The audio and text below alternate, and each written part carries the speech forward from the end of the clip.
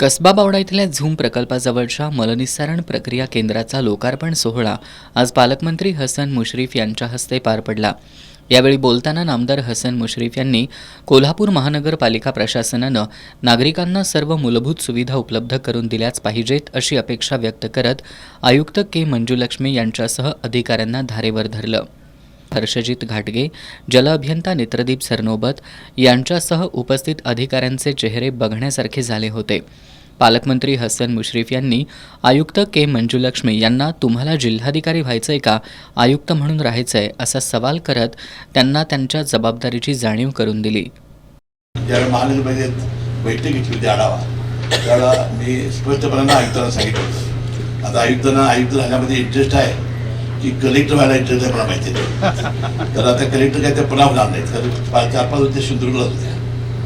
आता याच्यामध्ये 100 कोटीचं टेंडर रस्ता झालेलं आहे, का काम चालू झालं नाही आणि आज काहीतरी कमिशन यायचं आहे म्हणून थांबलंय, अशी बातमी माझ्या नावावर आहे। अडसूळ इकडे बघू नका। आणि मी सांगितलं दिवाळीपूर्वी की हे रस्त्याचे खड्डे मुजवा, ज्याला कॉन्ट्रॅक्ट तुम्ही दिले त्याला, आणि खड्डा ठेवू नका। त्यानंतर दुसरं मी सांगितलं होतं हा झूम प्रकल्प याची सुद्धा काहीतरी टेंडर झालं, अजून वर पाडू दिलं नाही। मॅडम तुम्हाला 4 जण मी फोन सांगितलं नाही, पण कुठं काय काम चालू झालं हे पद्धत करून नाही ना, हे ताबड तुम्ही ना 4 दिवसाच्या 8 दिवसात काम चालू झालं पाहिजे, नाहीतर आठवडा बदला तो ग्रामविकास आहे, तो काय तुझ्या नगरपालिकेचा नाही, जरा मीच घातलायचं तर बरोबर नाही ना। हे लोक टीका करतायत, वर्तमानामध्ये बातम्या येत आहेत आणि पालकमंत्री नावाने आरोप होत आहेत का ना संबंध ना आमचा संबंध ना काय वाटत, तर तुम्ही स्वतः हसू नका पाण्याला आलाय म्हणून। तर माझं म्हणणं काय की ही कामं पैसे मजूर आहेत, शासनाने दिलेले आहेत आणि आपली कामं होत नाहीत, म्हणजे लोकांनी किती दिवस।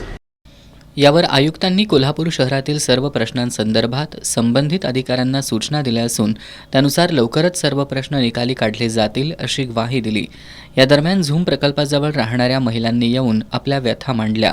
नामदार हसन मुश्रीफ यांनी लवकरच झूम प्रकल्प परिसरातील नागरिकांना सर्व सुविधा उपलब्ध करून देऊ अशी ग्वाही दिली।